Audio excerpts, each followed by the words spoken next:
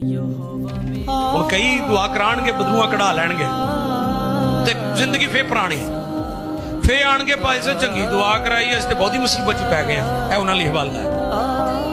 कई आ जाते हैं ना कि जी असीं ते जी जदों दी दुआ शुरू की है गिरजे आना शुरू किया है तो साडे ते हालात अगे नालों बहुते खराब हो गए हैं ते असीं ते दुआ करा के मुसीबत में पै गए है ना। कहते हैं ना उनके लिए हवाला है।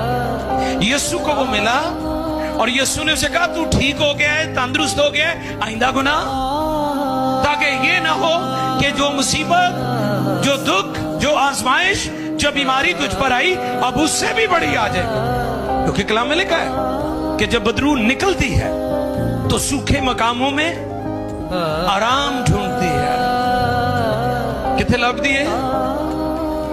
शैतान को वैरानी पसंद है, उदासियां पसंद है। लबे आवी लबदानी ऐसा हो चुपाने यहोवा मेरे नाले वो बड़ा बेमिसाल।